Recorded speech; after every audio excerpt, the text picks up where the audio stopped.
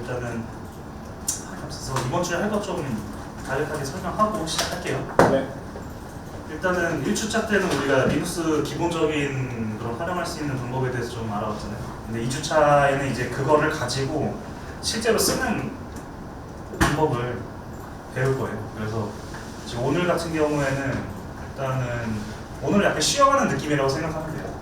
1주차 때도 1일차에는 그냥 OJT식으로 개발적인 얘기를 좀 했잖아요.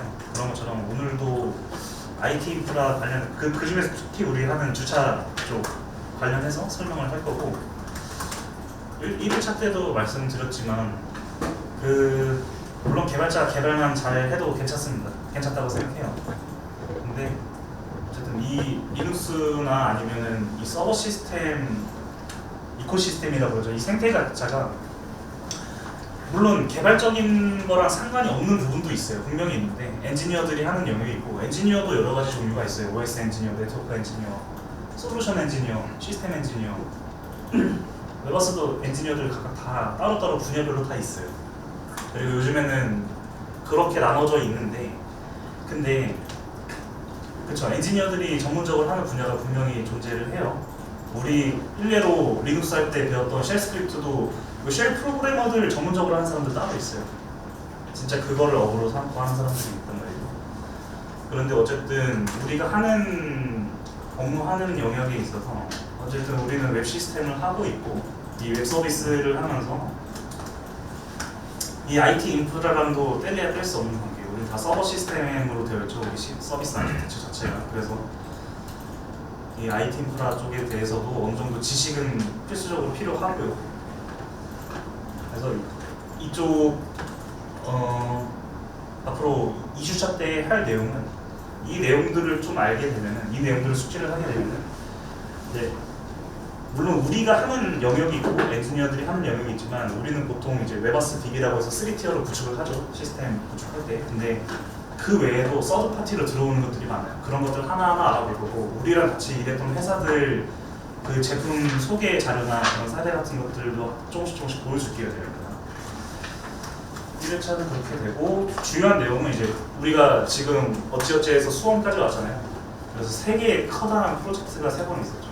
부천 프로젝트 그리고 한강 그다음에 수원까지 이렇게 왔는데 그래서 지금 수원까지 오면서 이 3개 사이트의 IT 인프라나 서버 아키텍처가 어떻게 구성이 되는지 좀 같이 볼 거예요. 이걸 좀 볼 거고 마지막으로 이제 서버 작업 및 이슈 해결 사례인데 이거는 그냥 간략하게 넘어갈게요. 근데 뭐 해프닝이야 많죠. 항상 일을 하다 보면은 특히나 이런 서비스를 신규 구축을 하게 되다 보면은 우리가 몰랐던 이슈들이 튀어나올 때도 있고 뭐 원인을 모르는 그런 문제들도 생길 수가 있어요. 근데 대표적으로 있었던 거 몇 개만 제가 소개를 해드릴게요.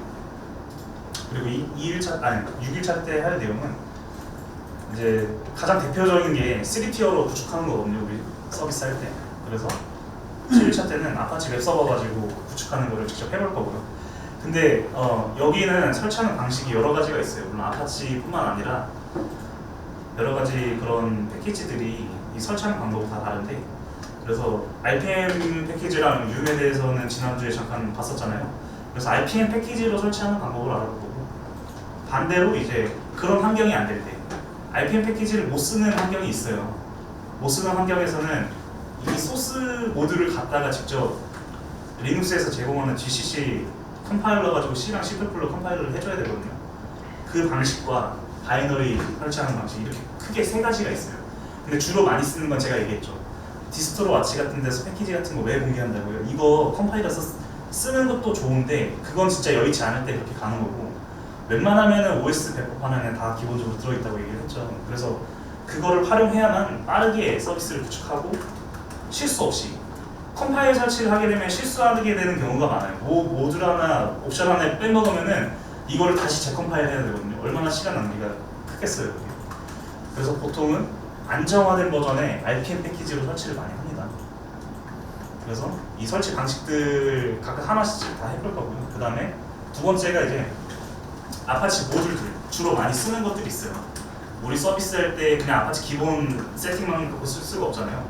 우리가 필요로 하는 환경을 맞춰서 써야 되니까 그에 따라서 이제 아파치 모드를 쓰는데 대표적인 게 모드 JK라고 해서 톰캣이나 와일드플라이 같은 와스 연동시키는 커넥터 잠깐 했었죠. 우리 쉘 스크립트 실습할 때 wget으로 받았던 게 톰캣 커넥터거든요. 그게 모드 JK 모듈인데 그거 가지고 컴파일하는 게 있어요. 모드 JK 모듈 같은 경우는 OS 환경에 맞게 컴파일해서 써야 되기 때문에 그것도 한번 다뤄볼 거고, 그 다음에 또 모드 SSL, 포탈에서 우리 많이 쓰죠. SSL 적용할 때 SSL 모듈도 필요해요. 보통 이제 웹아스로 구성되는 환경에서는, 그러니까 맨 앞단에 프론트 단에 웹 서버가 있는 경우에는 와스 서버에도 물론 SSL 설치할 수 있어요.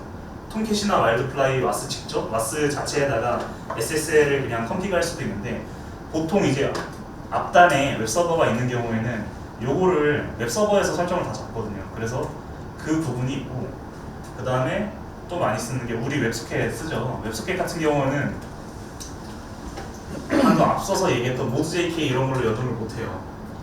그래서 프록시라는 특수한 녀석을 쓰는데 그 아파치에 그 프록시 전용 모듈이 있어요. 그 모듈이 있고 설정하는 방법도 있고요. 그래서 그런 아파치 대표적인 우리가 실제로 쓰고 있는 그런 아파치 모듈들을 좀 알아볼 거고, 그 다음에 이제 나온 게 npm 관련된 건데, 이거는 이 방식에 대해서는 요 강의하는 날에 제가 자세하게 설명해 줄게요. 방식이 크게 세 가지가 있는데 이 세 가지 방식마다 쓰는 용도에 따라서 그 써야 되는 그 모드가 달라요. 대표적인 게 이제 프리포크, 이벤트, 워커 이렇게 있는데, 기본적으로 2.4 넘어오면서 우리가 쓰는 건 다 이벤트 모드 쓰고 있고요. 그래서 이 npm 모드를 쓰는 방법도 한번 알아볼 거고, 그 다음에 환경 설정하는 부분, 아까 얘기했죠. 프록시 설정하는 거, 그 다음에 SSL 걸어주는 거, 그 다음에 대표적인 게 로드 밸런싱 하는 거, 리라이트 같은 경우에는 URL을 정규식으로 잘라가지고 내가 원하는 형태로 만드는 거예요. 쉽게 얘기하면. 보통 그래서 리라이트 같은 건 언제 많이 쓰냐면은 일반적으로 HTTP로 접속을 하잖아요. 근데 그거는 만약에 우리는 우리 포털 사이트는 SSL 적용된 사이트예요. 그러니까 SSL로 접속을 하셔야 돼요 하면은 HTTPS 넣어서 접속하는 사람들 있을 수 있겠죠. 근데 아닌 사람들도 있잖아요. 그런 거를, 그러니까 내가 원하는 대로 사용자의 URL 입력을 받아서 리다이렉트를 시키는 거예요. 한마디로 얘기를 하면. 그래서 그 리라이트 엔진이라고 그러거든요. 그래서 그걸 쓰는 방법을 알아보고요. 보통 이거는 리라이트 같은 경우에는 HTTP를 받으면 이거를 HTTPS로 강제로 리다이렉트 시켜주는 데 많이 써요. 그리고 버추얼 호스트, 가상 호스트인데 이것도 한번 설정하는 방법 알아보고, 그 다음에 아파치 로깅하는 방법, 로그도 여러 가지가 있거든요. 아파치에. 그래서 그 부분도 한번 다뤄볼 거고, 그 마지막 이것까지 가능할지 모르겠어요. 근데 시간이 될지 모르겠는데 그날 웹서버 성능 측정하는 게 있어요. 이게 어떤 거냐면은 이따가 잠깐 소개하는 그 자료가 있을 거예요. 자료가 있을 텐데 보통 우리가 구축을 해놓고 나서 과연 이 사이트의 동접자가 얼마인지를 알아야 될 경우가 생기잖아요. 보통 감리가 들어오는 사업에는 이 서버 성능을 요구를 하는 데가 있어요. 보통 RFP에 많이 박아서 나오거든요. 보통 그러면은 이 시스템의 최대 응답 시간은 5초 이내이면서 동접자는 뭐 몇백 명 수준을 한다, 이런 내용이 다 들어가 있어요. 그래서 실제로 웹아스 DB를 우리가 딱 구축해놓고 봤을 때 이 성능을 해보는 거죠. 이 서버의 순수한 서버를 구축했을 때 어플리케이션 아무것도 없는 상태에서 보는 방법이 있고, 그 다음에 이거는 시나리오마다 좀 다르긴 한데, 우리가 서비스하는 그 풀 패키지를 다 구축을 해놓은 상태에서요. 보통 이제 우리가 붙여놓은 ITS 사업할 때는 다 구성을 해놓은 상태로 포탈에 성능 측정을 했거든요. 그래서 거기서 나오는 동접자가 얼마고, TPS, 트랜잭션 per second가 얼마고, 이런 거 다 뽑아내요. 근데 이게 보니까 저도 몰랐는데 이런 성능 측정하는 툴 같은 게 되게 비싸더라고요. 한 커피에 한 1,000만 원 정도 하고, 이걸 우리가 계속 쓰는 게 아니라, 아마 그때 같이 작업했던 분들 알 거예요. 막 부천 교통정보센터 가서 밤 새고 막 이랬거든요. 그거 할 때. 그랬었는데, 아무튼 근데 이 웹서버 전용으로 나온 게 있어요. 근데 AB라고 아파치 벤치마크라고 내장돼 있거든요. 이거는 아파치 모듈에. 그래서 그걸로 우리가 물론 버추얼 머신이지만 세팅을 해놓고 나서 성능이 얼마나 나오는지 한번 보자고요. 그 다음에 나오는 게 이제 성능 향상 튜닝 쪽인데, 실무하면서 아마 튜닝까지 만질 일은 거의 없겠지만 보통 만지면 이제 팀장님들이나 아니면 제가 많이 만지는데 그래도 네, 이 부분도 한번 같이 알아볼 거예요. 그래서 아파치 쪽은 이렇게 구성을 해봤고요. 그 다음에 8일차 때 수요일 날에는 와스 쪽인데 지금 다들 이제 개발할 때 TPMS 개발할 때 이클립스에서는 톰캣들 많이 쓰시죠? 근데 이제 톰캣 쓰는데 톰캣 물론 이제 톰캣 간단하게 세팅해서 쓸 때는 좋아요. 좋은데 확장성도 좋고 오픈 소스고 좋은데 근데 지금 톰캣 같은 경우에는 아마 이날 자세히 설명을 하겠지만 클러스터링의 좀 안정성이 좀 떨어지는 편이에요. 실제로. 그래서 그런 이슈나 아니면은 기타 몇몇 문제에 의해서 부천도 그렇고 이번에 수원도 와일드플라이로 아예 다 세팅을 했잖아요. 그래서 이 톰캣이랑 와일드플라이랑 와스 두 개를 가지고 이 서벌리 컨테이너 두 개를 가지고 한번 비교를 해볼 거고 설치는 와일드플라이 기준으로 할게요. 두 가지를 다 해보고 싶은데 두 가지를 다 다룰 시간은 없을 것 같아서 일단 우리가 진짜 실제로 실전에서 많이 쓰는 와일드플라이 와스 이거 설치를 해볼 거고 그 다음에 이거 당연히 와스의 구조가 있겠죠. 그래서 이 와스 구조랑 인스턴스 구성하는 방법하고 이제 관리 콘솔 연동시키는 방법 알아볼 거고 그 다음에 아마 근데 이거는 제가 전에 한번 매뉴얼 배포한 적이 있어요. 근데 그거는 이제 버전이 좀 낮은 버전이긴 한데 이 와일드플라이도 톰캣처럼 서버 탭에다가 연동시킬 수 있거든요. 이클립스에다가 연동시킬 수 있는데 그 툴이 JBoss AS 툴이라는 게 있어요.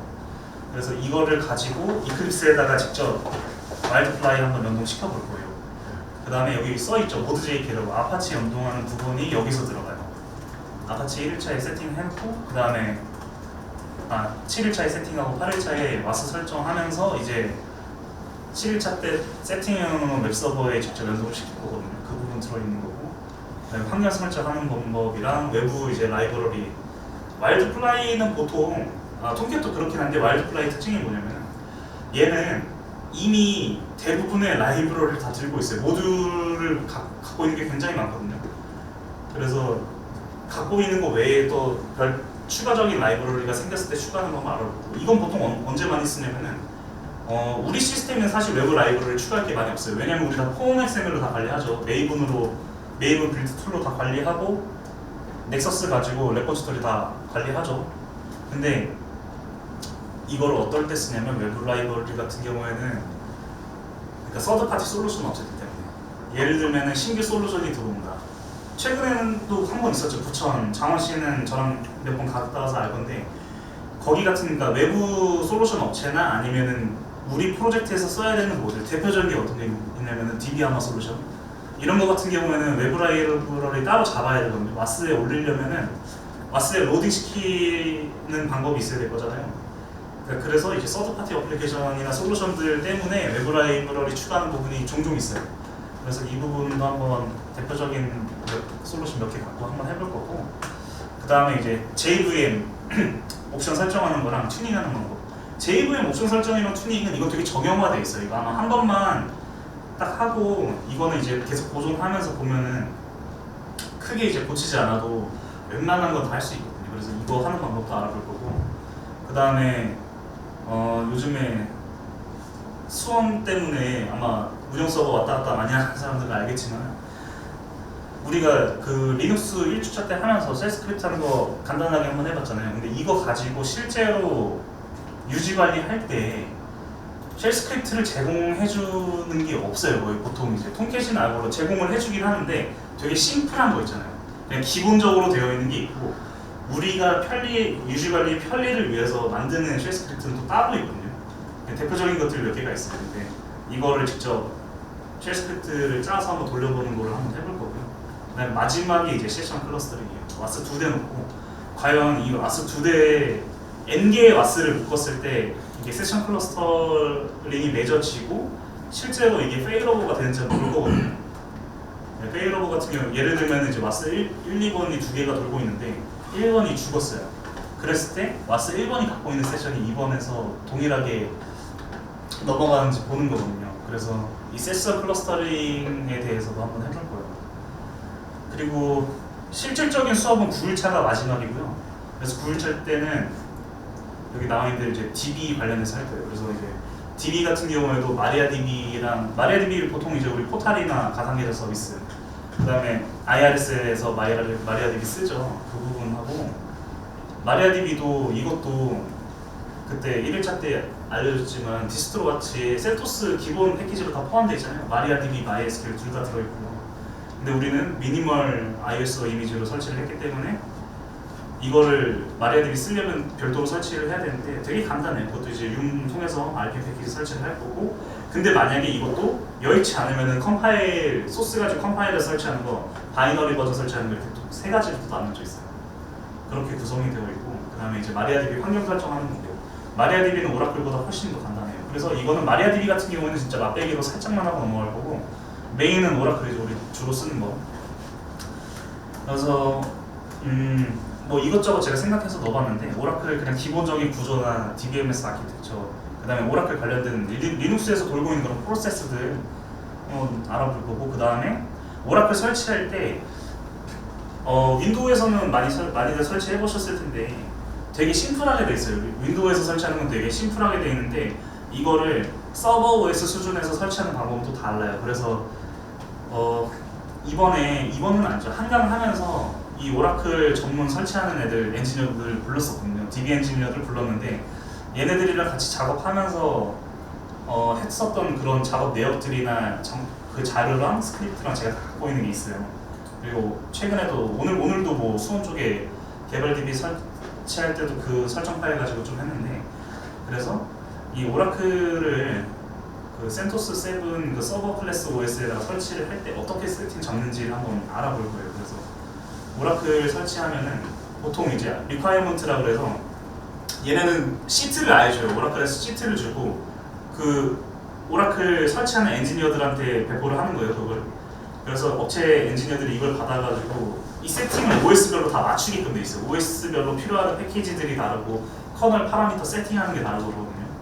근데 우리는 RHL 계열의 센토스 7이니까 그 센토스 7 기준에 맞춰서 이거 패키지 잡는 거랑 커널 파라미터 적는 거 세팅하는 거 이거 해볼 거고요. 그 다음에 실제로 그거를 오라클 필수 리콰이어먼트라고 부르는데 이거를 맞춰주면은 비로소 이제 오라클을 설치를 할 수가 있게 돼요. 그래서 잠깐 얘기했었는데 데스크톱 화면할 때 얘기했죠. X11 가지고 원격으로 GUI 환경을 띄워서 모바일 스톰 쓸 거예요. 모바일 스톰에 X11 서버가 들어있거든요. 그래서 그거 가지고 오라클 설치하는 거 한번 해볼 거고 환경 설정 잡고 그 다음에 마지막으로 써본 분들 있겠지만 가장 많이 쓰는 게 이거죠. 작업할 때 DB 관련된 작업할 때 마이그레이션 할 때 아니면은 뭐 개발 쪽 환경 맞출 때 뭐 DB 싱크 맞출 때 가장 많이 쓰는 게 이제 익스포트랑 임포트 즉 이제 백업이랑 복구하는 건데 그래서 이거를 덤프라고 하죠. 보통 이제 덤프라고 하는데 이게 오라클 11G부터 유틸리티가 바뀌었어요. EXP, IMP는 아마 많이 들어보셨을 건데 그건 되게 옛날 버전인 거고 오라클의 데이터 펌프 유틸리티라는 게 있어요. 그래서 이거를 쓰는 방법을 한번 알아볼 거예요. 성능 차이도 한번 비교를 해볼 거고요. 어마어마한 차이가 있어요. 기존에 쓰던 거랑. 그래서 보통 9000대 데이터, DBMS 데이터 파일 한 10기가 정도 뜨는데 거의 1기가당 1시간이라고 보면 되거든요. 정배수로 잡았을 때.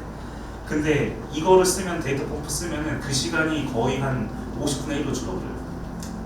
그래서 거의 이제 필수죠. 선택이 아닌 필수고요. 오라클도 그 점을 염두에서 이제 백업 덤프 뜨는 거랑 이게 너무 속도가 느리다 보니까 개선해서 나온 게 이제 데이터 펌프 유틸리티거든요. 근데 이제 아직 안 쓰는 분들이 모르는 사람들이 좀 많은 것 같아서 이거에 대해서 좀 다뤄볼 거고 마지막 11차는 요 날은 이제 강의 시간이 좀 달라요. 4시부터 할 거예요. 16시부터 해서 18시 전에 끝날 거예요. 이게 근데 아마 이번 주에 어디야? 7, 8, 9일차 이거 한번 하루씩 하면은 아마 이거 마지막에 하는 거는 이거 메바스 DB 실제로 구축해보는 거거든요. 근데 이거 하는데 아마 1시간 정도 걸리지 않을까 싶어요. 그래서 뭐 이게 일찍 끝나면 일찍 끝나는 대로 바로 그냥 끝나고 회식할 거고요. 그래서 2주차는 이런 식으로 지금 구성이 되어 있어요. 다시 본론으로 들어와서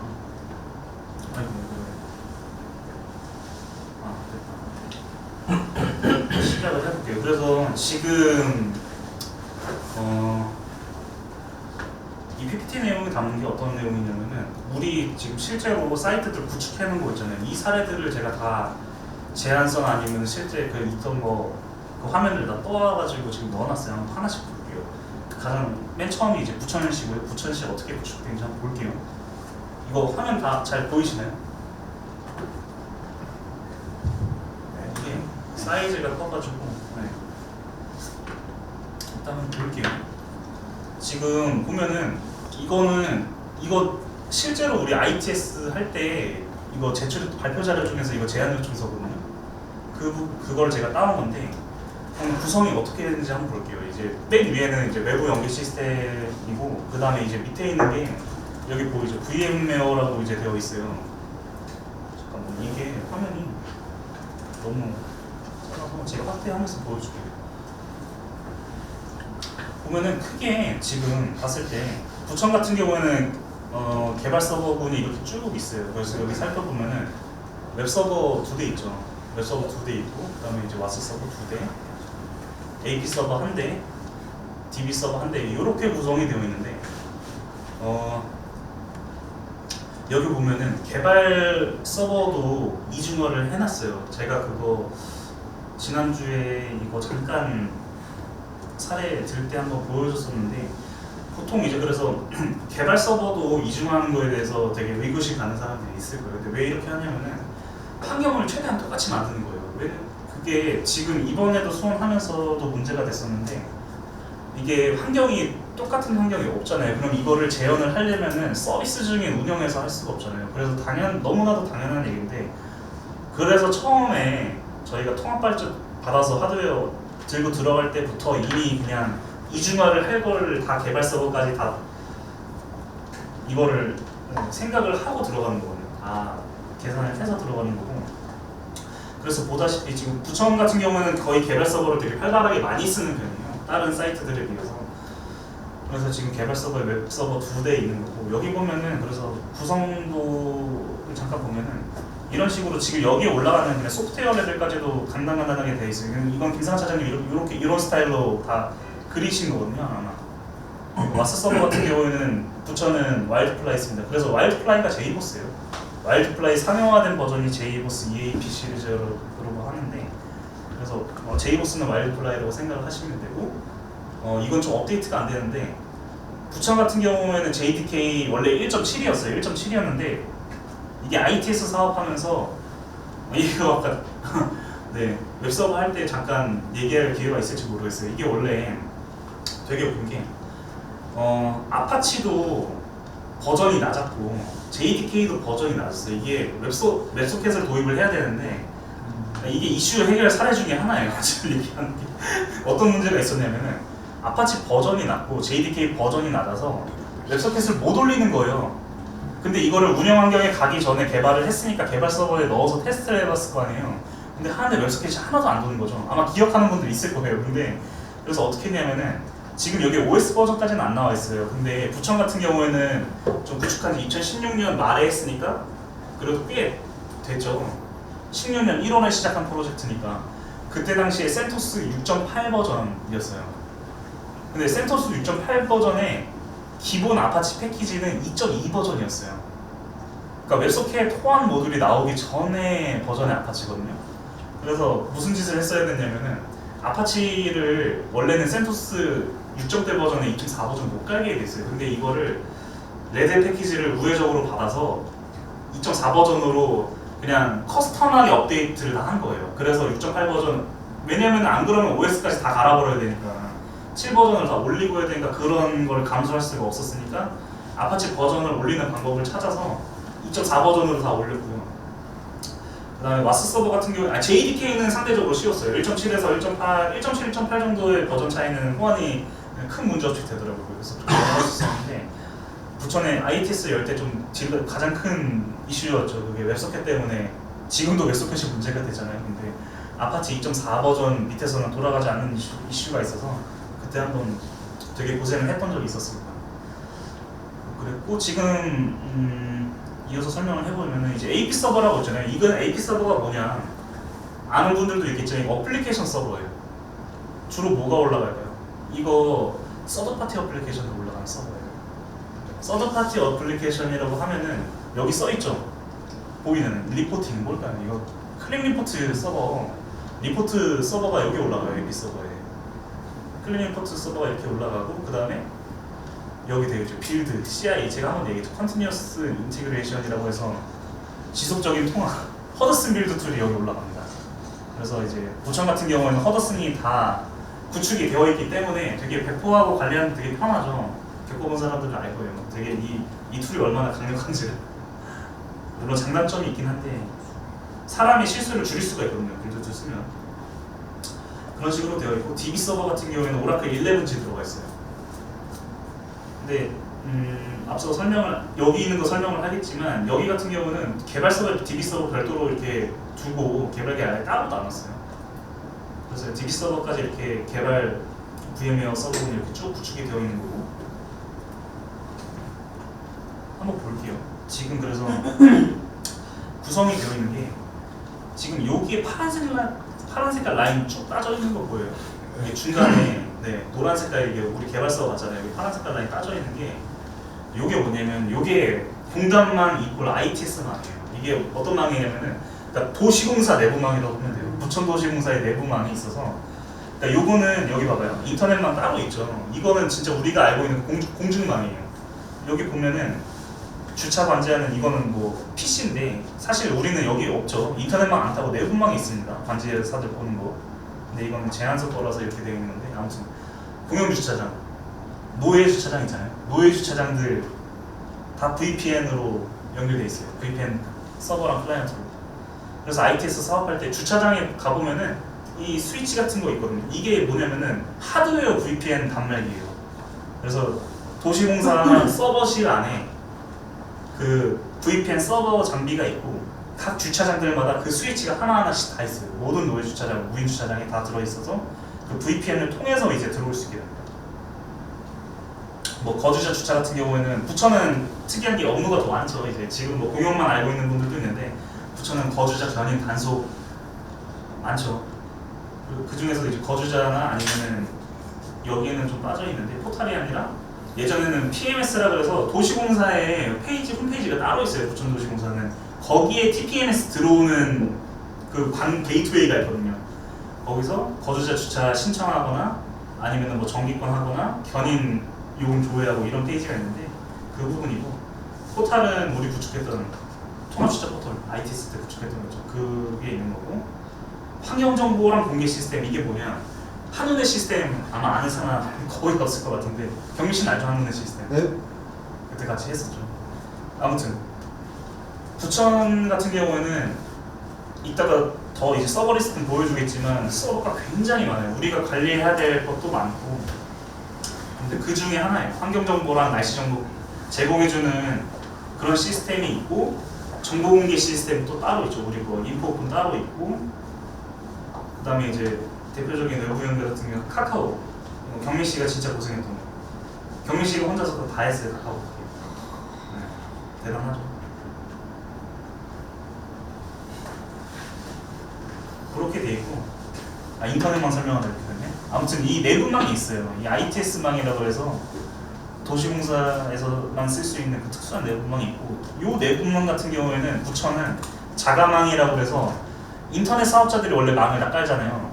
도시공사 같은 지자체들 보면은 자체적으로 깐 망이 있어요. 그걸 자가망이라고 그러거든요. 그러니까 도시공사 교통정보센터에서부터 각 주차장까지 거점 주차장들마다 자가망으로 그 가설을 해놓은 데가 있다. 그렇게 돌아가는 망이 또 따로 있어요. 근데 그거는 이제 자가망 같은 경우는 내부망이랑 다 연동이 되어 있고, 그런 식으로 돼 있고, DMZ에서는 그때 한번 설명을 했었죠. 그래서 아까 얘기했던 PMS 페이지 있잖아요. 이 거주자 주차 고객이랑 견인 뭐 요금 조회해보고 이렇게 하는 사람들이 이 도시공사 홈페이지 서버라는 걸 통해서 들어와요. 근데 이건 우리가 구축한 건 아니고, 우리 이 TPMS에 들어오는 게이트웨이가 여기 있어요. 이거는 도시공사 다른 시스템인데, 아무튼 이렇게 들어와가지고 이제 L4를 탑니다. L4 장비 딱 타고 들어와서 이 웹서버 영역 있죠. 웹서버 이 DMZ 구간이거든요. 지금 이렇게 노란색으로 표시되어 있는 부분이 DMZ망이에요. 그래서 DMZ망에 딱 들어오면은 웹서버 두 대를 먼저 만나게 돼요. L4가 이제 트래픽을 분배를 해주고, 그 다음에 이제 웹서버는 또 와스랑 연동이 되어 있으니까 이제 와스 서버 이렇게 오고, 여기 보면은 좀 차이가 나는 게 개발 서버 같은 경우는 웹와스만 이중화되어 있고 AP 서버는 한 대였잖아요. 여기 운영 서버 같은 경우는 AP 서버가 두 대예요. 아마 근데 쓸 때는 한 대 1번만 쓰는데 2번은 예비용, 백업용으로 가상 머신에서 딱 비활성화가 돼 있어요. 근데 만약에 AP 서버 1번이 죽으면은 2번이 알아서 살아나요. 그런 구조로 되어 있어요. 그래서 여기도 리포팅 툴, 여기도 똑같이 허드슨도 여기 올라가 있고, 좀 차이가 나는 게 여기에는 지금 표시가 안 됐지만 엠프로라 그래서 SMS 에이전트가 또 이 AP 서버 위에서 돌아요. 그렇게 구성이 되어 있는 거고, 그다음에 vCenter. vCenter가 뭐냐면은 VM웨어로 구축된 서버들 있잖아요. 이따가 잠깐 또 보여줄 건데, vCenter가 이 모든 가상 서버들을 관리해주는 클러스터들, 이 가상 호스트들을 관리해주는 클러스터 서버 같은 녀석이에요. 그래서 이 vCenter가 죽어버리면은, 물론 가상 머신들이 죽지는 않는데 vCenter가 죽으면은 관리 측면에서 상당한 타격을 받아요. 얘가 vCenter가 있기 때문에 지금 얘네들이 이 가상 머신들이 유기적으로 잘 효율적으로 돌아가거든요. 근데 이 vCenter도 아마 글쎄요, 겪어볼지는 모르겠지만, 아무튼 이 vCenter라는 녀석이 이 VM웨어 이 서버 아키텍처들을, 이 인프라를 다 총괄해주는 녀석이라고 생각을 하면 돼요. 그리고 키관리 서버가 있어요. 이 키관리 서버가 뭐냐? 아마 재겸 씨는 잘 알 거예요. HDB라 그래서 이거는 DB아마 솔루션이거든요. 우리 회사 이 HDB가 뭐냐면은 우리 회사 창립 멤버분들 예전에 이분 회사에서 만들었던 DB아마 솔루션이에요. 근데 키관리 서버가 있어가지고 암호화를 할 때 키를 관리를 하잖아요. 쉽게 얘기하면 키를 관리를 하는데, 이 키관리 서버를 보통 많이 둬요. DB아마를 쓴다고 하면 키관리 서버를 두고, 이 와스 서버들, 여기 표시가 안 됐지만 이 와스 서버들에 이 DB아마 에이전트가 돌아요. 에이전트가 돌고, 이 에이전트들한테 키를 배포를 해줘요. 그런 역할을 하는 거예요. 말 그대로 진짜 키 관리해주는 녀석이죠. 얘를 보통 이제 따로 두고 와스 서버 에이전트 설치하고 키 관리 서버 따로 둬서 이렇게 관리를 많이 하는 편이고, 그래서 도시공사에도 키 관리 서버가 존재를 하는 거고. 근데 여기서 좀 큰 문제가 있었죠. 작년에 어떤 일이 있었냐면은, 그 전산실 셧다운 지원 작업 나간 거 기억해요, 다들? 아마 신입사원분들은 모를 텐데 그런 적이 있었어요. 도시공사가 갖고 있는, 부천 도시공사가 갖고 있는 전산실 자체를 리노베이션 하는 그런 작업이 있었는데, 이거를 하면 서버 렉을 바꾸고 이렇게 하다 보니까 물리적으로 아예 전원을 내리고 네트워크 선 자르고 막 이런 작업을 했기 때문에 모든 서버들이 다 내려갔다고요. 다 죽어 있었다고요. 근데 얘를 딱 올렸는데 이 키갈려 서버의 마스터 패스를 잊어버린 거야. 아무도 아는 사람이 없어. 그래서 한번, 그럼 어떻게 되느냐, 더군다나 와일드플라이는 그런 거에 되게 민감한데, 와스 서버 올라올 때 DB아마 에이전트 물고 올라가요. 그렇기 때문에 이 키갈리 서버가, 이게 에이전트가 정상적으로 동작을 못하면은 와스가 올라오질 못하는 거예요. 그래서 와스가 안 올라왔던 적이 있어요. 그 작업을 새벽 한 2시부터 했는데, 그거를 간신히 해결했을 때가 오전 10시였어요. 1시간 동안 장애가 있었던 거죠.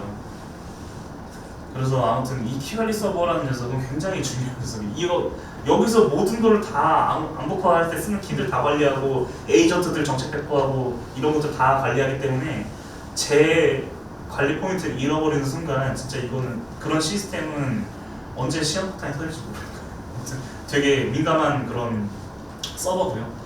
그다음에 번호인식 서버, 이게 뭐 하는 녀석이냐면은 노상은 거의 막 본 적 없을 거예요. 다들 이제 서버 쪽만 하다 보니까. 근데 노상을 쓸 때 그러니까 노예 주차장 같은 경우에는 LPR이 있어가지고 사진을 찍을 수가 있잖아요. 카메라가 달려있으니까 LPR에.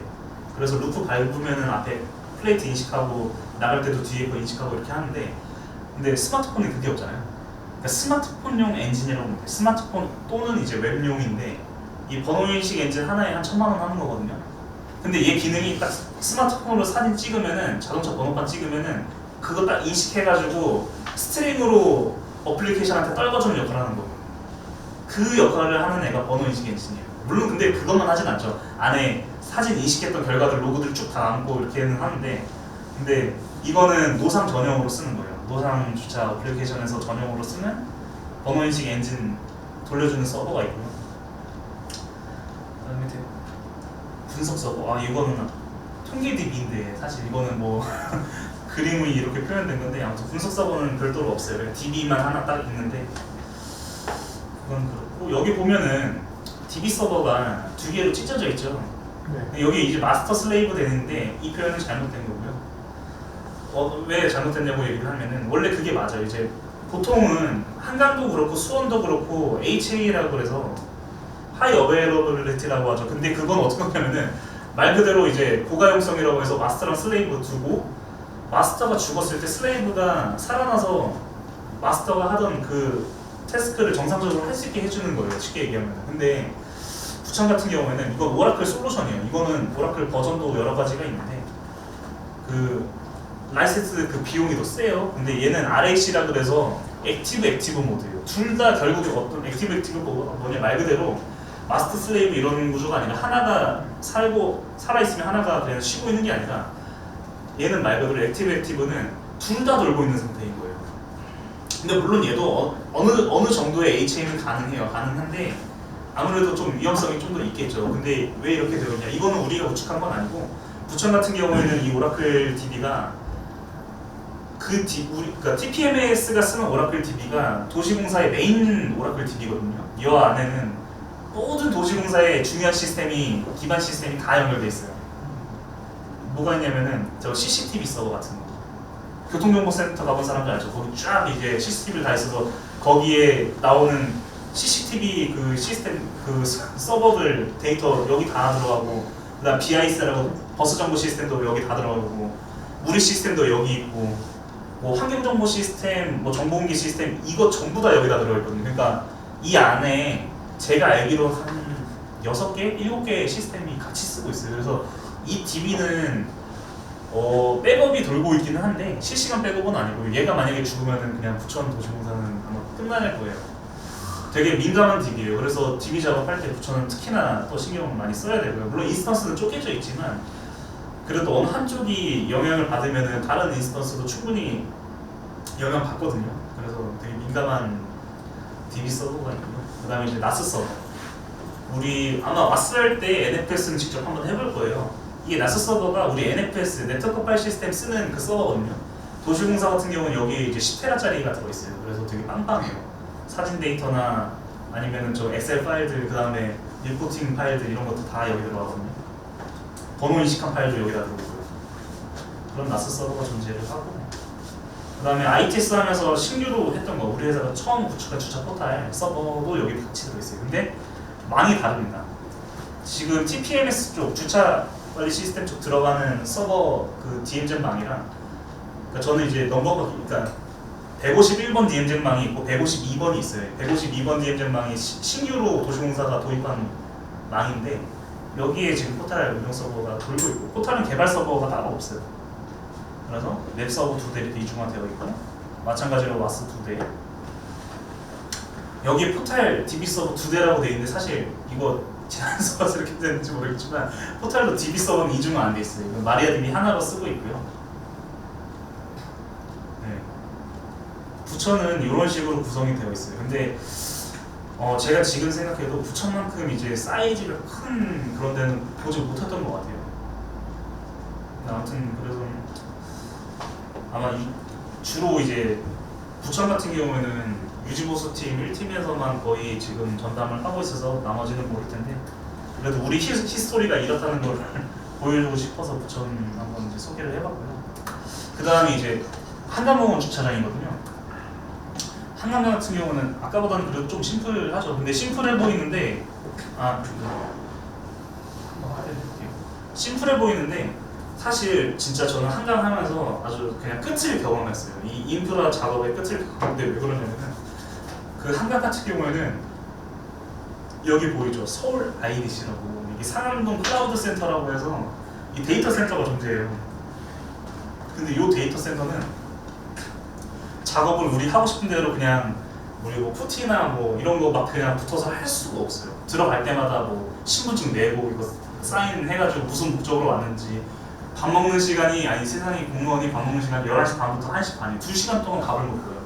그러면은 아침에 뭐 하고 10시에 갔는데 작업을 한 30분도 못하고 다시 내려와서 밥 먹고 이렇게 아무것도 못하고 있다가 다시 가서 작업하고 되게 근데 어떤 걸 얘기하고 싶냐면 클라우드 센터나 IDC 센터 같은 경우에 되게 보안 같은 거를 되게 중요시하기 때문에 아무렇게나 막 작업을 할 수가 없어요. 무슨 뭔가를 하나 하려고 해도 방화벽 하나를 내가 원하는 그냥 1511 오라클 포트 하나 뚫으려고 해도 다 공문 보내가지고 받아서 처리하고 이런 과정이 되게 있거든요. 그러니까 작업이 한 번에 안 끝나는 일이 굉장히 많았어요.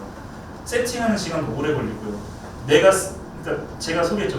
모바일 스톰 같은 거 쓰면은 그런 터미널 쓰면은 서버 2~3개씩, 4개씩, 6개씩 그냥 한 번에 다 구성하는데 얘는 그게 안 되니까 거기 가면은 엔지니어 룸이라고 해서 그냥 모니터, 키보드, 마우스 이렇게 있고 그 패스워드도 심지어 알려주지도 않아서 누구 불러가지고 패스워드 좀 풀어주세요 해서 푼 다음에 거기서 작업을 하는데 그냥 푸티밖에 없는 거예요. 그냥 명령어 컨트롤 CV도 안 먹고 USB도 못 갖고 들어. 그래서 어떻게 했냐면은 명령어 있잖아요. 구성하는 거 스크립트를 다 메모장에다 정리를 해가지고 이거를 사무실에서 복사기로 다 인쇄를 해서 갖고 가서 그거를 막 타이핑을 하는 거예요. 근데 이게 서버가 한두 대도 아니고 지금 몇 대요 이게. 그걸 하나하나 다 수작업으로 세팅을 하려니까 아주 토가 나오더라고요. 하루에 끝나지도 않았고. 그래서 한강 같은 경우에는 진짜 물론 이제 그런 것도 처음이었어요. 우리 회사 IDC 넣어서 구축한 건 처음이었는데 뭐 결과적으로는 뭐 잘 끝나서 다행입니다. 진짜 너무 힘들었어요 이거. 아무튼 여기도 한강 같은 경우에 보면은 이게 지금 되게 간소화된 그림이에요. 여기 보면은 내부망 되어 있죠. 이게 그때 이제 파이어월드랑 IP 테이블 그 웹방화벽 설명할 때 얘기를 했잖아요.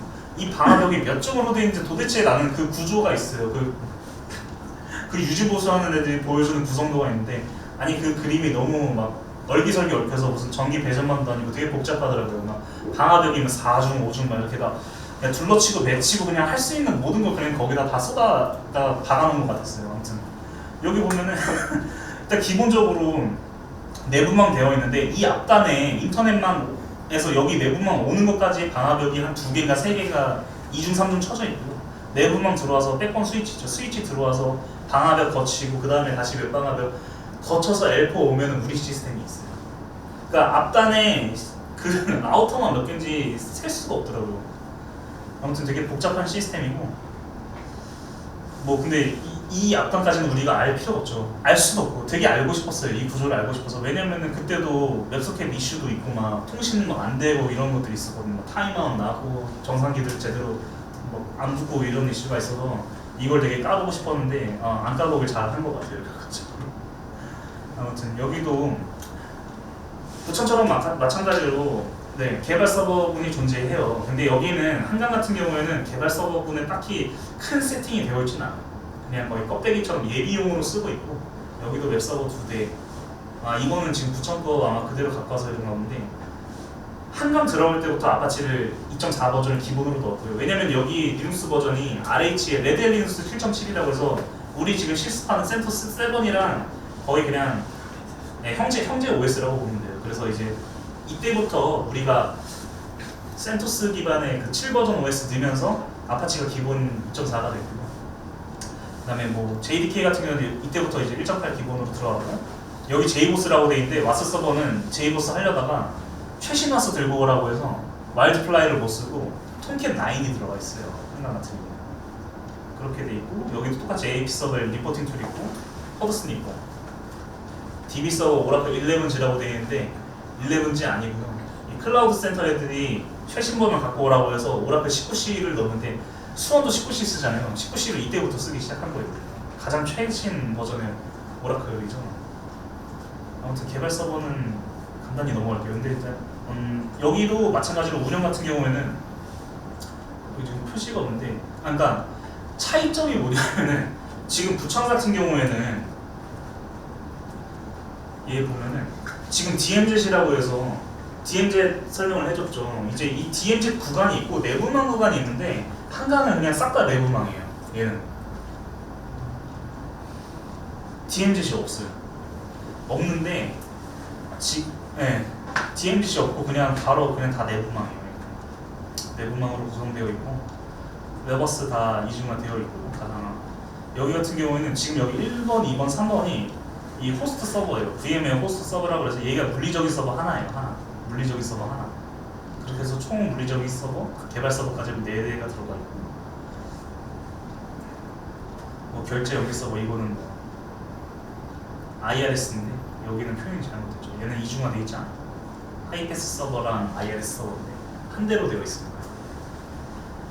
그리고 여기 보면은 여기도 이제 RAC가 여기는 이제 한강은 RAC가 아니고 HA가 들어가요. HA 솔루션이라고 해서 별도의 오라클에서 하는 게 아니라 이제 서드 파티 프로그램들이 있어요. 그것도 서드 파티 어플리케이션인데 오라클 DB 서버에 직접 설치되어서 에이전트 형식으로 돌아가는 HA 솔루션들이 깔려 있고.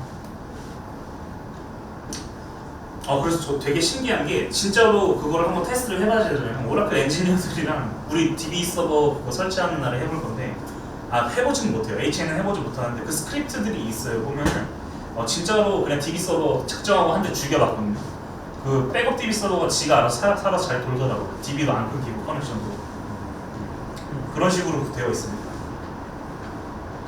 그리고 뭐 통합 스토리지 있고 내 백업이라서 백업 장치 있고 그런 식으로 구성이 되어 있구나. 이거 같은 경우는 지금 한강 들어갈 때 지금 제가 앞단에서 보여준 거는 그냥 우리 쪽 서버 인프라들이에요. 서버 아키텍처 구성도고 여기 보면 주차장에 여러 가지 그런 설비 같은 게 있고 뭐 만차 표시 등부터 해서 뭐 번호 인식기 LPR이잖아요. LPR 있고 차단기 있고 무임요금 정상기 그렇게 우리 수업을 써기는 그 정상기가 있고 뭐 루프 코일 이거 밑에 바닥에 포설돼서 감지하는 거죠. 그다음에 뭐 인터폰, VoIP 그다음에 IoT 같은 경우는 한강만 쓰는 IoT 센서 있고 로라만 쓰는 거 그다음에 하이패스 이렇게 저 한강은 뭔가 되게 들어간 장비도 되게 많았어요. 다른 데 비해서 그렇게 되어 있고 지금 여기 보면은 보안 쪽에는 DB 접근 제어라고 해서 이거 DB 접근 제어도 참 머리 아픈 녀석인데 이것도 솔루션이에요. 서드 파티 솔루션인데 DB 접근 제어가 뭐 하는 녀석이냐 말 그대로 DB에 들어오는 유저의 권한부터 해서 모든 걸 다 제어를 할 수 있는 녀석이에요. 예를 들면은 A라는 유저는 셀렉트밖에 못해. B라는 유저는 업데이트랑 델리트 수정만 할 수 있어. 그리고 C라는 유저는 그냥 뷰만 볼 수 있어. 뷰가 뭔지 알죠? 테이블에서 그냥 셀렉트 말고 뷰 객체를 만드는데 그 뷰 객체만 접근할 수 있게 뭐 이런 식으로 다 그걸 세분화해서 정체적으로 다 쪼개놓는 거예요. 그래서 이 DB 접근 제어가 들어오기 시작하면 되게 골치 아파져요. 그래서 보통 어떻게 하냐면 물론 이제 DB 접근 제어가 늦게 설치된 것도 있는데 미리 이거를 다 우리는 DB 설정 잡고 구조 잡고 근데 부천 같은 경우에는 테이블 구조도 많이 바뀌고 이래서 좀 그렇긴 한데 한번 이게 우리 주차 쪽 DB 구조 잡히면은 바뀔 일이 없잖아요. 이거를 미리 다 잡고 들어가서 해놓고 나서 DB 접근 제어를 걸어서 그렇게 큰 이슈는 없었어요. 그리고 DB 하마 같은 경우는 이제 큐브원 솔루션이 들어가 있고 키보드 보안 원래 이거 포털에다 걸어야 되는데 설치는 되어 있어요. 키보드 보안 솔루션도 있고요. 이거 웹페이지에서 비밀번호 누를 때 그 키패드 뜨는 거예요. 가상 키패드 떠가지고 이거 누르는 거. 마우스 백신도 들어가 있고 한강은 진짜 뭐 이런저런 들어간 게 많은 것 같아요. 그래서 이제 여기 그냥 제한 발표자를 이런 식으로 설명돼 있어요. 서버 이중화가 그렇게 어려운 개념이 아니고 진짜 말 그대로 한 대가 죽었을 때 웹서버 2개 중에 뭐 2대가 한꺼번에 죽으면 뭐 어쩔 수 없지만 그러니까 어쨌든 이 시스템의 안전성을 보장할 수 있는 방법은 이중화를 하는 거죠. 이중화를 해서 웹서버 한 대가 죽더라도 웹서버든 와스든 DB든 한 대가 죽더라도 남아있는 장비 하나가 돌아갈 수 있게끔 그렇게 해주는 거고 뭐 보안치기 같은 거 진짜 머리 아픈데 진짜 방화벽, 외방화벽은 제가 많이 얘기해서 알죠. IPS라고 해서 이건 뭐냐면은 잠깐 보여줄게요.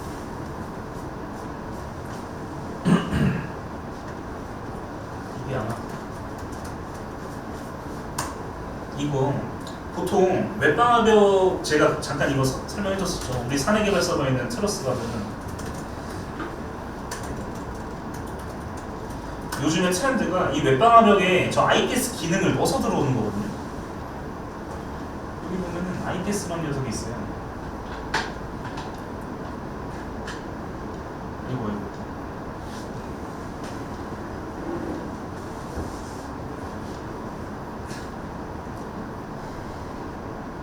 화면이 이게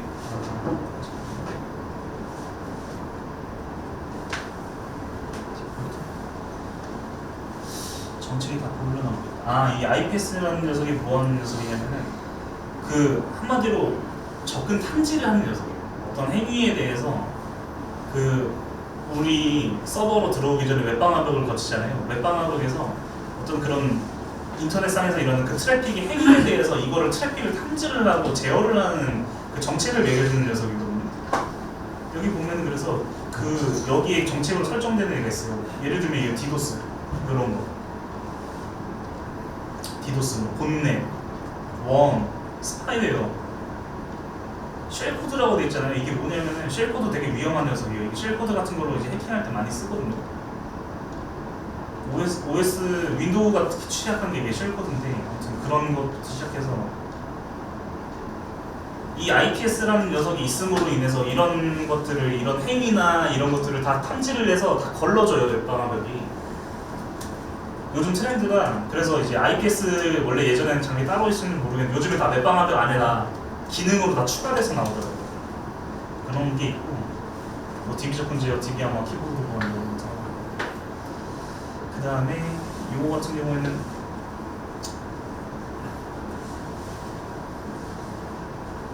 우리 인터페이스, 이건 되게 간소화된 건데 이게 우리 TPMS 시스템 있잖아요. 동영 이제 업무들 이제 할 수 있는 그런 시스템이 쭉 있고, 그 다음에 이 시스템이 연결된 게 이제 무인 쪽, 단말 클라이언트 쪽인데 여기에도 이런 장비도 있어요. LPR이라든가 아니면 정산기.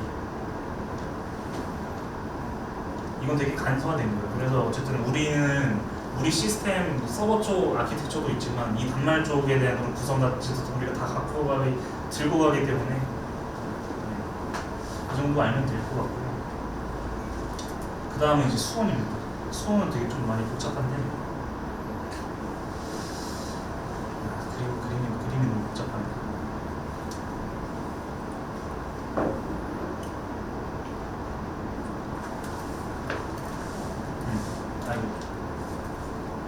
이걸 볼게요.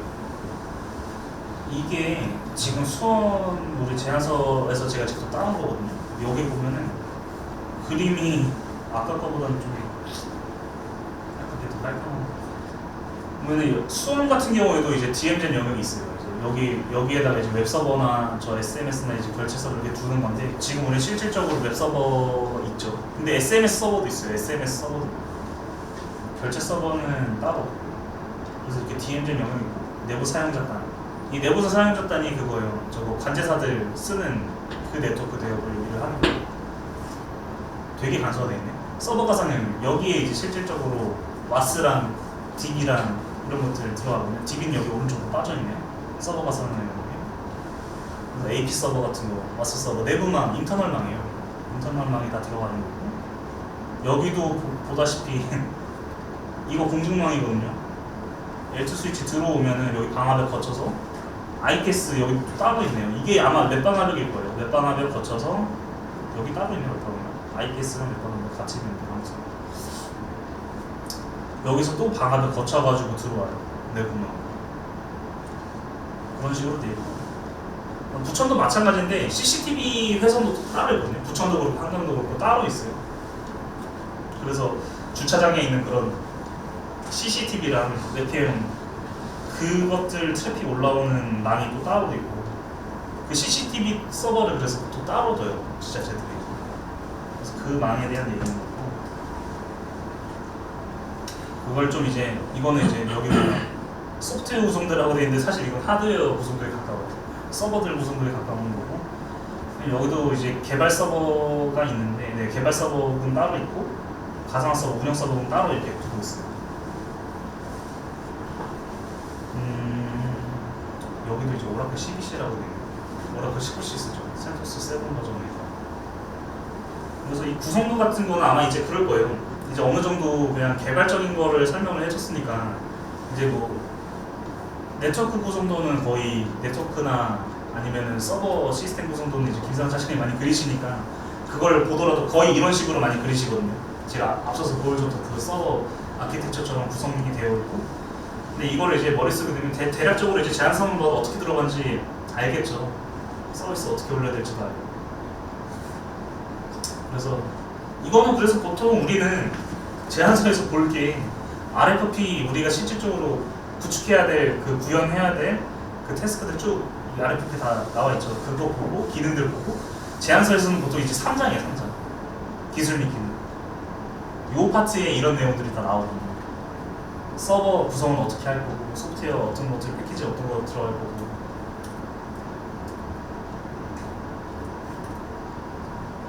요거는 수원에만 유일하게 제안서에 가상화된 설명이 들어가 있길래 좀 넣어봤는데, 가상화 관련해서는 제가 자료도 또 따로 보여줄게요. 이따가 한 10분, 15시간 쉬고 나서 보여줄 거고.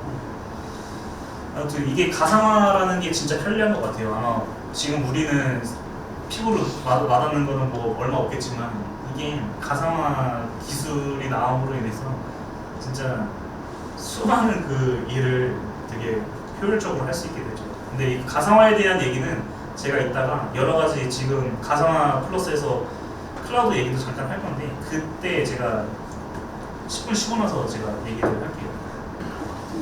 네, 뭐 일단 다시 한번 시작을 해보죠.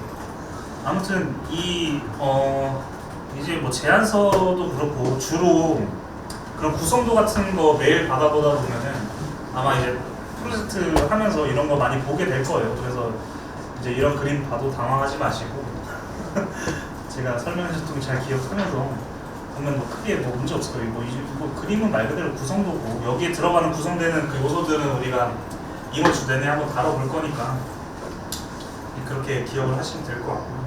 뭐 PPT는 이 정도면 되고, 지금 아까 저거 잠깐 저 VM웨어 얘기하면서 나왔던 건데, 이게 그림이 너무 작아. 아무튼 이제 그 VM 우리가 지금 쓰고 있는 거 있잖아요. 버추얼 VM웨어 버추얼 머신 그 환경이 어떻게 되어 있냐면은, 얘는 지금 우리가 쓰는 거를 제가 노트북에 올라와 있는 걸 호스트 OS라고 하면 되겠죠. 말 그대로 주인이에요. 주인. 호스트 OS는 주인이고, 원래는 호스트 OS 단위로 두는데 이 호스트 OS 위에다가 게스트 OS, 그 말 그대로 수동 OS를 올리는 거예요. 그 게스트 OS는 가상 머신이고요. 그래서 호스트 OS 위에는 게스트 OS를 마구마구 올릴 수 있어요.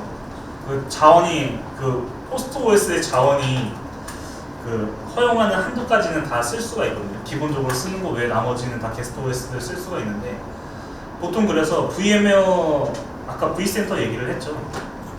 그 vCenter라는 녀석에 대해서 잠깐 얘기를 하기 전에 이 그림을 보여주는 이유는, 여기 보면은 지금 여기는 지금 게스트 OS 3개가 올라가 있어요. 그래서 말 그대로 OS 위에 OS가 도는 거거든요.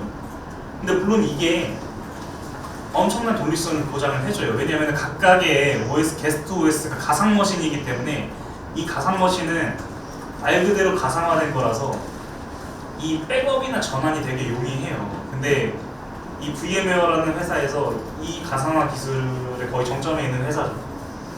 그래서 이따가 브로셔를 잠깐 보여줄 건데, 호스트 OS에서 돌리는 그 게스트 OS들, 그 가상 머신들을 이렇게 자유롭게 핸들링하고 관리하는 그런 솔루션이에요. 근데 요즘에는 어떻게 넘어가고 있냐면, 어쨌든 이 게스트 OS도 자원을 잡아먹어요. OS이기 때문에 그 지난주에 제가 얘기를 해줬죠. OS에는 수많은 그런 패키지들과 서비스들, 데몬들, 프로세스를 돌아요. 근데 이거를 OS마다, 만약에 나는 센토스 7을 쓰고 있는데 얘는 만약에 가상 게스트 OS 3개가 모두 다 센토스라고 가정을 해보자고요. 그러면은 어차피 똑같은 OS인데 이거 자원 낭비 아닌가요? 똑같은 OS를 3개를 아무리 가상화 환경이라고 하지만 각각의 별개의 가상 머신이 OS들을, 게스트 OS를 각각 따로 올려서 들고 쓴다면 어쨌든 OS에서도 리눅스가 가볍긴 하지만 그 자원마저도 낭비겠죠. 리소스 낭비예요. 어떻게 보면 같은 OS를 쓰는데. 같은 버전의 OS를 쓰는 거고. 아무튼 그래서 그거를 이제 그 가상 머신의 한계를 좀 뛰어넘어보고자 나온 게 이제 그 대표적인 게 도커라는 게 나왔어요. 도커라는 게 뭐냐면 컨테이너인데 호스트 OS 자원을 그대로 다 공유를 하는 거예요. 대신 독립적인 영역을 갖고. 그래서 컨테이너거든요. 도커를 아까 나중에 그러니까 좀 이따가 설명을 해줄 건데 마지막 타임 좀 되기 전에 아무튼 이 컨테이너, 이 도커라는 녀석을 쓰게 되면은 여기 구성도가 보이죠? 호스트 OS 위에 각각의 그 어플리케이션들만 있을 뿐이에요. 근데 이게 거의 별개의 OS처럼 따로따로 돌아가요. 컨테이너 기술로 얘네들 하나하나 다 어플리케이션 하나하나 다 이걸 다 쪼개거든요. 독립적인 공간을 보장을 해줘요. 도커라는 녀석을 쓰면. 근데 어쨌든 이렇게 쓰게 되면은 게스트 OS 영역이 사라지기 때문에 그만큼의 리소스를 더 쓸 수가 있는 거예요. 그리고 무엇보다도 강점이 호스트 OS의 자원을 공유해서 쓰는 거예요. 서로 컨테이너들. 되게 강력한데 요즘에는 트렌드가 이제 가상머신에서 도커로 많이 넘어가고 있는 추세예요. 실제로 제가 좀 이따가 보여줄 건데 그래서 이제 가상머신과 컨테이너의 차이점이 그거고요. 아까 제가 저거 설명했잖아요. 우리 서드파티 어플리케이션들 많이 설명을 했었죠. 근데 보면은 우리가 피부로 볼 수 있는 게 사실 우리 회사 나스에 굉장히 많은 자료가 있어요. 다들 뭐 본사 그 심심하면은 이런 거 막 보지 않아요. 이런 거 여기 뭐가 있지 회사 자료 막 들어가서 보고 막 이랬을 수도 있는데 아무튼 여기 우리 회사 나스 보면은 제품 소개 자료라는 게 있거든요. 이거 근데 이제 물론 영업팀이나 아마 김상현 차장님 쪽에서 많이 쓸 거예요. 근데 여기 보면은 여기에 뭐 모든 게 다 있진 않아요. 우리가 구축했던 그것들이 다 들어가 있진 않은데 러프하게 보면 일단은 뭐 DB야 뭐 있죠. 큐번, HDB 이런 거 다 브루셔가 여기 다 들어있어요. 그래서 DB하면은 우리는 거의 지금 뭐 필수적으로 들어가잖아요. 얘네 보면은 얘네도 여기에 표준 제한서라고 이렇게 넣어놓거든요. 한번 열어볼게요. 제가.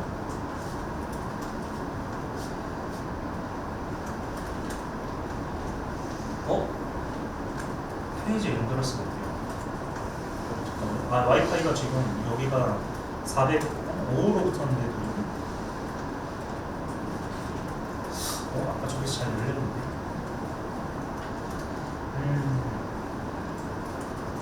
다운로드해야 되고 그래가지고 그냥 PPT 파일 한번 열어보겠습니다. 어차피 PPT도 똑같은 버전일 거라서.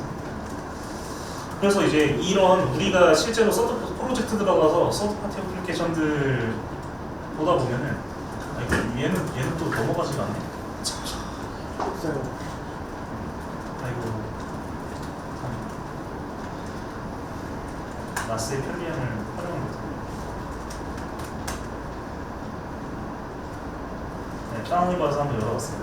아무튼 우리가 프로젝트 들어가서 이런 DB하마 솔루션 같은 서드파티 어플리케이션들 보다 보면 얘네들도 그 시스템 구성하는 게 있거든요. 당연하죠. 얘네도 솔루션이니까 이 솔루션들의 설치 환경이 있을 거고 우리랑 연관되는 부분들이 분명히 있어요. 특히나 DB하마 같은 경우에는 DB하마 솔루션 같은 경우에는 우리 왓스랑 같이 엮여서 들어가기 때문에 이 구성을 좀 알아야 될 필요가 있어요. 그래서 여기 구성도가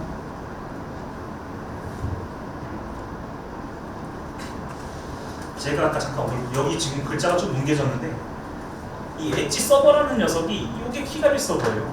여기 보면은 여기 DB 인터페이스라고 해서 여기 키 영역 보이죠.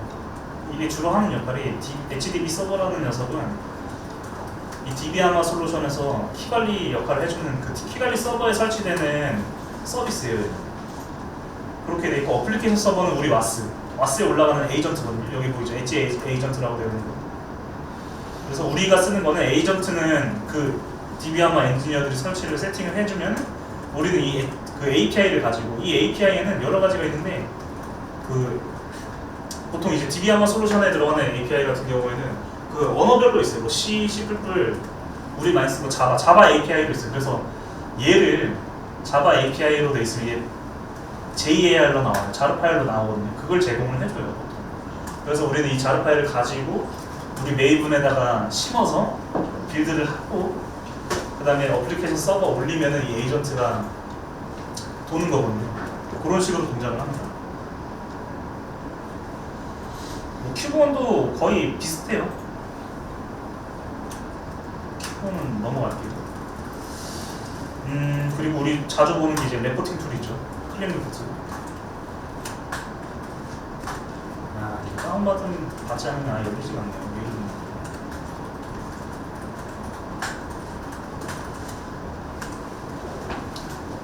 거야? 원래 이 영역, 이 파일 시스템은 이 폴더가 자주 업데이트가 됐었는데 요즘에는 업데이트가 잘 안 되는 것 같아요.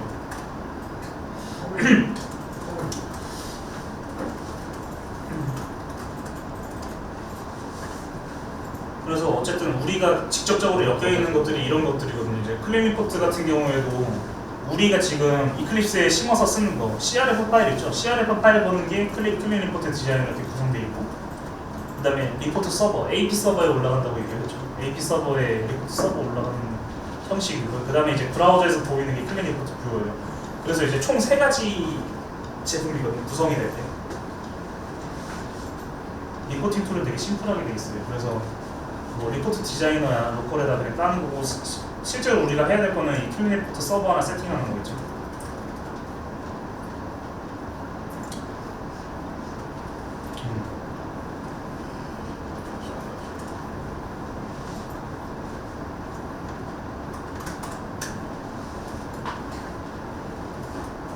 그 다음에 안랩.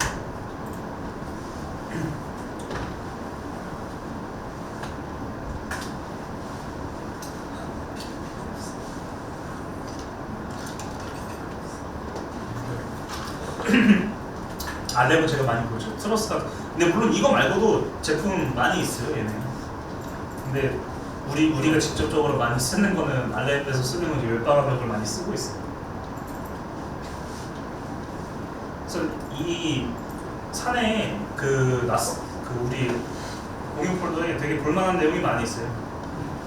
얘네도 이렇게 다 구성도 같은 게 있거든요. 어떤 식으로 이 뭐 VPN이나 여기도 이제 SSL VPN 우리 수원에서 쓰고 있는데 그 제품도 있고 웹방화벽 구성 같은 거 이런 것도 다 나와 있거든요. 그러니까 가장 정확한 게 이런 서드파티 어플리케이션 만드는 제조사나 이런 벤더들에서 제공해주는 자료가 가장 정확할 거잖아요. 그래서 이런 것들을 참고를 하다 보면 되게 도움을 많이 받을 수가 있습니다.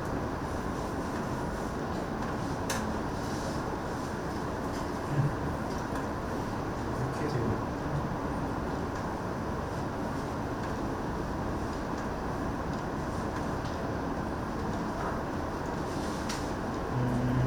뭐부터 보여야 되지?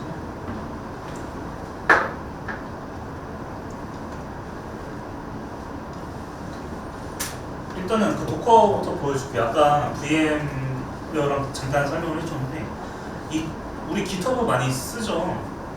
GitHub 많이 쓰려나 모르겠는데 아무튼 개발자들한테 GitHub가 있다면은 이 엔지니어들한테는 도커 허브가 있습니다. 이게 뭐 하는 녀석이냐면은 도커가 그 컨테이너들, 어플리케이션 패키지 컨테이너들 관리해주는 녀석이라고 했잖아요.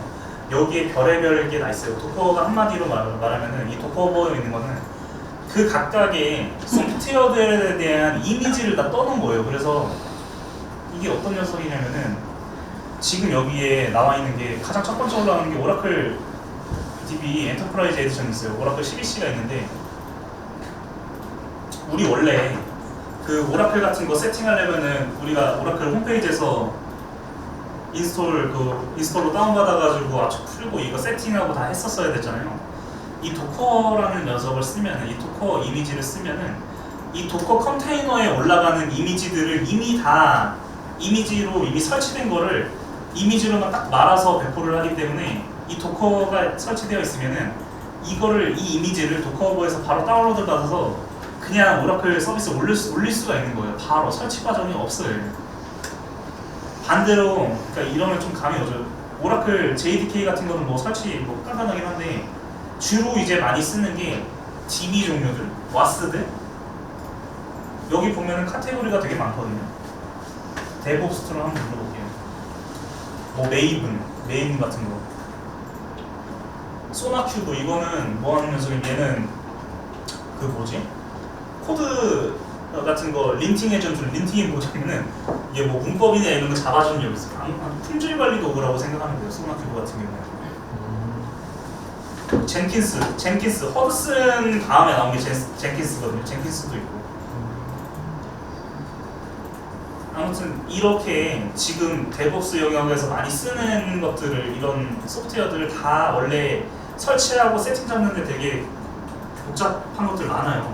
세팅하기도 힘들고. 근데 이런 것들을 이미지로 다 이게 설치된 거 이미지로 말아가지고 이렇게 도커업에다 올려놓는 거거든요. 얘만 다운받아서 도커 컨테이너 위에 올리면은 그냥 진짜 우리 가상 머신 쓰듯이 올라가요. 어차피 그러니까 도커라는 녀석이 도커 컨테이너 자체가 VM 저격해서 나오는 애기 때문에 이것도 아마 나중에는 우리도 이런 방식으로 가야 되지 않나 생각하는데 뭐 운영 레벨 말고 우리 개발 레벨에서요. 오라클 같은 거 다 깔고 하는 거 되게 복잡하잖아요. 근데 만약에 그거 오라클 하다가 뭐 DB가 뻥날 수도 있고 그렇잖아요. 이런 거 그냥 이미지로 한마디로 스냅샷 같은 거 다 뜰 수가 있거든요. 물론 VMware도 있어요. 근데 이거를 잘 활용하게 되면은 어느 정도 우리한테 필요한 세팅, 이거는 거의 그냥 최소한의 최소 설치만 되어 있는 거예요. 설치는 되어 있는데 세팅은 되어 있지 않은 그런 상태거든요. 이런 애들 가져다가 도커 이미지 가져다가 우리가 원하는 방식대로 설정을 해놓고 얘를 다시 이미지로 또 말 수가 있어요. 도커 이미지로 말아서 갖고 있는 거죠. 문제 생겼을 때 아니면 어디 새로운 사이트 생기거나 DB 들려야 될 때 이 도커 이미지 하나만 컨테이너 위에 올려버리면은 그 화면 그대로 다 돌아가는 거거든요. 되게 파워풀하죠. 요즘에 되게 몇 년 됐어요. 되게 핫해진 지는 한 3년 정도 되는 것 같은데 도커가 굉장히 핫한 지금 플랫폼이죠. 도커 자체가. 여기 보면 뭐 마리아DB, MySQL 다 있어요.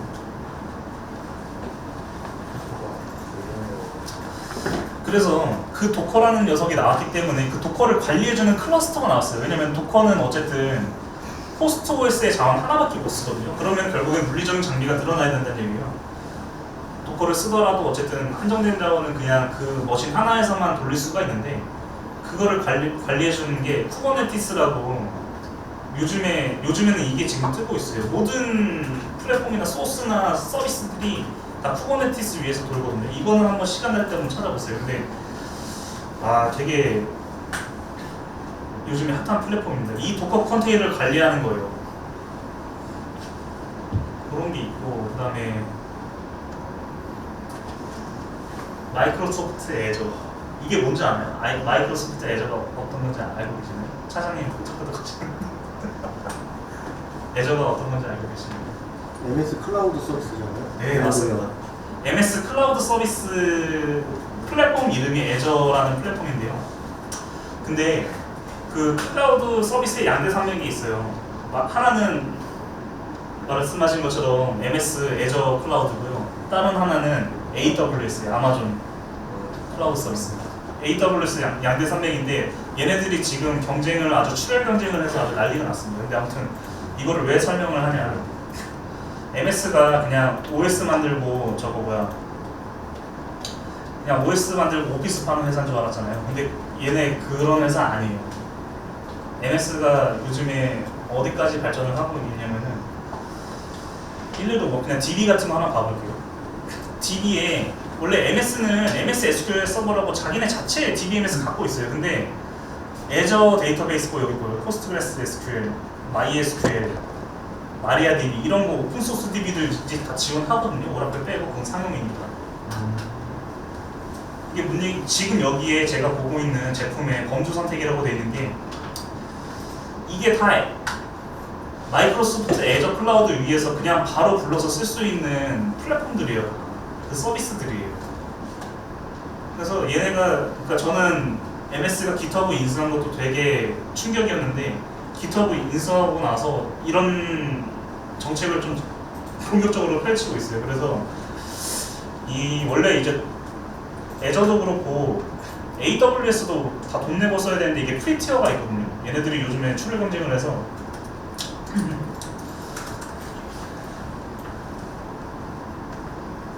프리티어로 제공을 해줘요. 그래서 여기서 쓰는 그런 자원들 같은 거 되게 그냥 공짜로 할 수 있는데 물론 이거 잘못 쓰면 과금이 됩니다. 과금이 되는데 뭐 보자고요.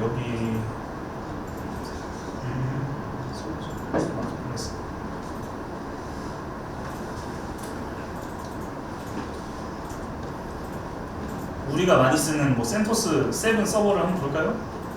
이게 뭐냐면은 지금 이게 AWS 마켓플레이스인데 이게 클라우드 서비스로 내가 원하는 그런 솔루션이나 소프트웨어들 같은 거 조합해서 클라우드 서비스를 딱 묶어서 올릴 수가 있어요. AWS 그 클라우드 위에다 올릴 수가 있는데 지금 제가 뭘 선택하는 거냐면은 이게 OS들이거든요. 원래 이게 OS 서버 같은 거 다 일일이 다 구축해야 되잖아요. 우리처럼 가상머신이나 아니면은 저거 아무리 VM으로 구축한다고 해도 OS 막 설치하고 막 세팅 잡고 이런 거 해야 되거든요. 하드웨어 같은 거 바뀌면은 그거 하드웨어 뭐 바뀌는 대로 또 설정해줘야 되고. 근데 얘 같은 경우는 제가 잠깐 보여줄게요. 어떻게 돼 있냐면 센토스 7을 제가 선택했어요. 우리 지금 구축한 가상머신 한 거랑 똑같은 건데 여기 보면은 영어는 뭐 부담 갖지 마십시오. 아무튼 여기 보면은 이 티어가 있어요. 되게 싼 것도 있어요. 1시간에 0.006불 거의 뭐 소프트웨어 이거는 지금 토탈 이게 소프트웨어 가격이랑 이거 EC2라고 이거 AWS에서 인스턴스 돌리는 비용이거든요.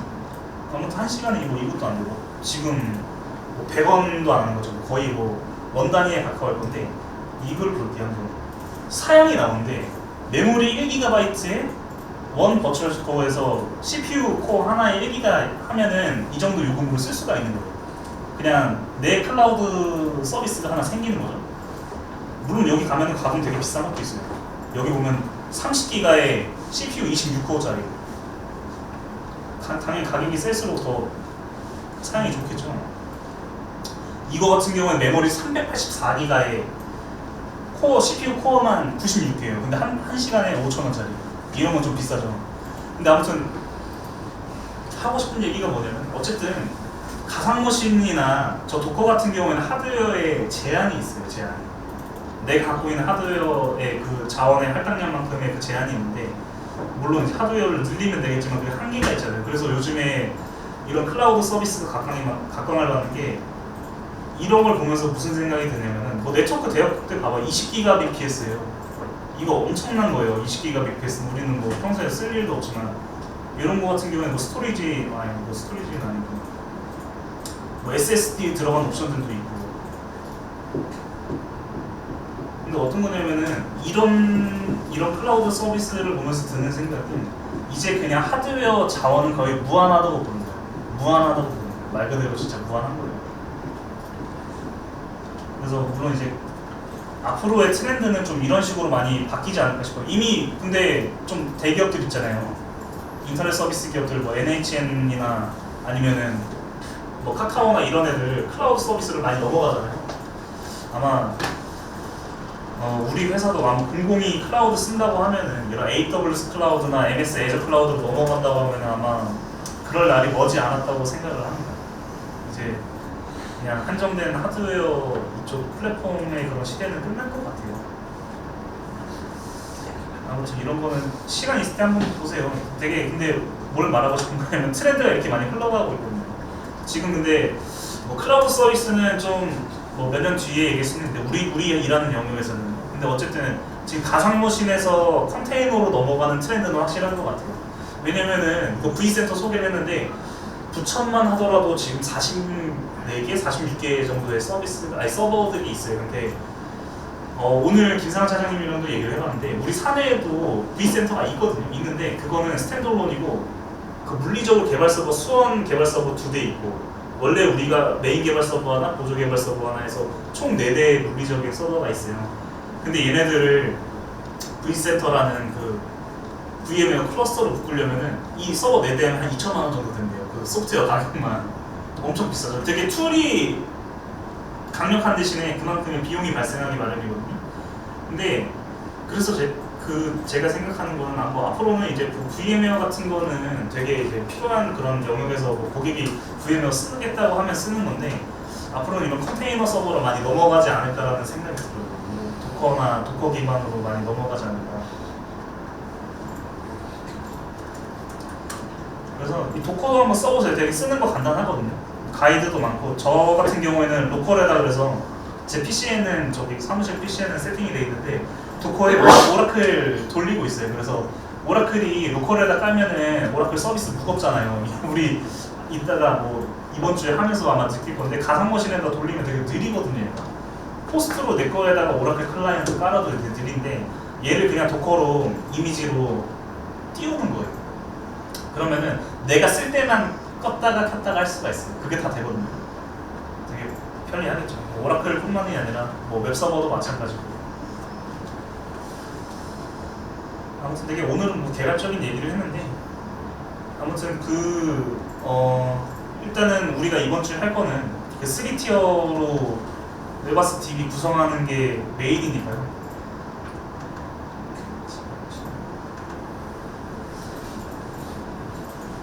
아마 내일부터는 되게 할 게 많을 것 같아요. 저도 지금 막 벌써부터 막 걱정인데 이거를 내용이 이제 많다 보니까 아무튼 되도록이면은 되게 막 필수적인 것만 저도 하려고 노력을 할 테니까요. 뭐 내일부터는 뭐 내일은 아파치 할 거고 그 다음날 와스 3일만 더 고생을 하시면 됩니다. 마지막 날에는 그냥 자기가 셀프로 모의 구축하는 날이니까요. 화수목 이렇게 하면은 얼추 그래도 우리가 지금 하고 있는 그런 시스템들 구축하고 운영하는 거에 대한 기본적인 지식은 다 갖고 갈 수 있을 거라고 생각을 합니다. 그럼 오늘은 좀 일찍 끝나겠네요. 오늘 여기까지만 하고요. 다들 고생하셨습니다.